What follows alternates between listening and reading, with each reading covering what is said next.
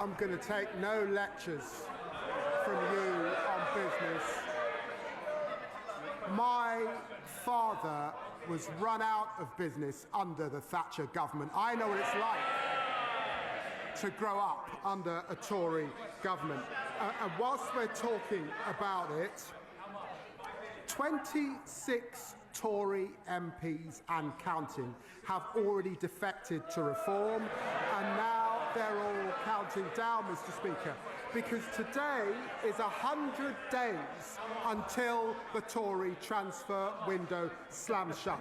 It's going to be the longest and most disloyal transfer saga since Sol Campbell left Spurs. Mr. Speaker, you don't make young people better off by putting them out of work. Mr. Speaker, his MPs are already banned from pubs.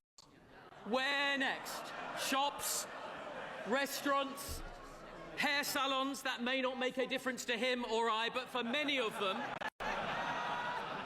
they should back our plan to scrap business rates.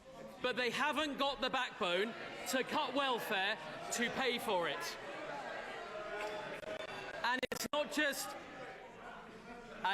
just business rates, Mr. Speaker. Under them, the cost of hiring is up. So could he tell the House how much more does it cost to hire a 21-year-old under Labour? Deputy Prime Minister. He talks about young people. The party opposite left a shameful legacy. 1 in 8 young people not earning or learning when they left office. We're investing a record amount in apprenticeships, which they had on its knees. We're creating talented excellence technical colleges for our young people, and Alan Bilman is doing a review on young people who are currently out of work. By contrast, they would freeze the minimum wage, oppose giving young people an increase. They've got nothing to say for the next generation. Mr. Speaker, you can feel the Deputy Prime Minister's frustration.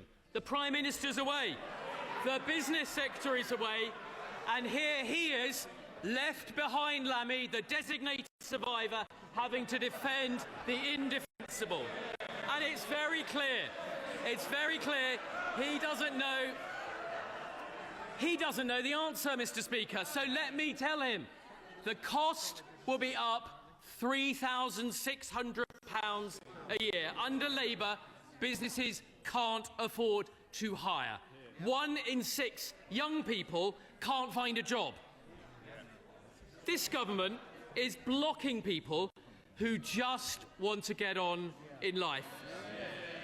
People, Mr. Speaker, ambitious people like Andy from Manchester, having his dreams crushed by Labour. So could the Deputy Prime Minister explain why unemployment has gone up almost every month they've been in office? Check his fact. 500,000 people in work more than a year ago under us. The Shadow Business Secretary is in no position to lecture anyone about U-turns, by the way. This man was Boris Johnson's net zero business champion. Now he opposes the renewable investment, creating jobs and opportunities right. Andrew Griffith. Mr. Speaker, the thing he didn't want to say is that every Labour government leaves office with unemployment higher than when they arrived. And there's a reason for that. They don't understand what it takes to be an employer. They don't understand business. They're strangling business with their red tape, and they're about to make things infinitely worse. So will he tell us his government's own estimate of the cost to business of the Unemployment Act? Deputy Prime Minister.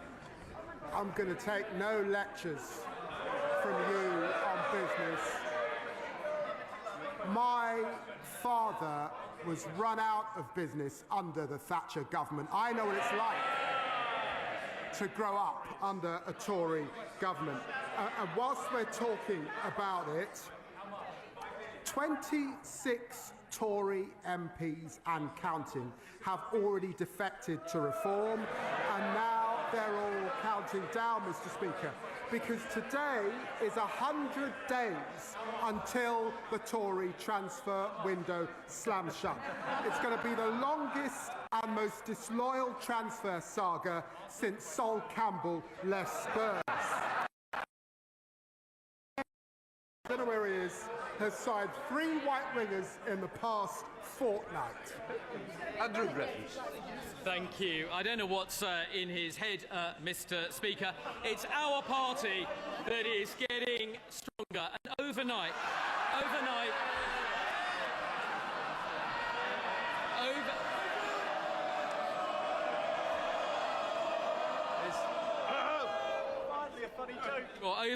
Mr. Speaker, we learned that the former Deputy Prime Minister has got 80 names. On Sunday, we learned that the Health Secretary's allies claimed that he's got 200 names, and oddly, 50 of them want the Mayor of Greater Manchester, who's not even in this MP. Mr. Speaker, they're supposed to be running the country, and once again, small businesses across this country will see that he didn't answer the question. So I'll tell him, £1 billion a year. That is the burden to businesses of their bill. So there we have it, Mr. Speaker. They've no answers for small business. There's no relief coming. They don't care about high streets.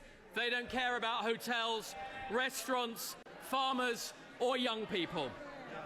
Won't the Deputy Prime Minister admit what the members behind him are thinking? That it's not the Prime Minister going to China that's the problem, it's the fear that he might come back.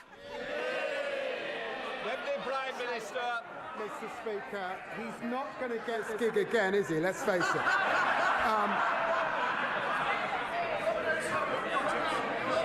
Mr. Speaker, I've set out our position very clearly.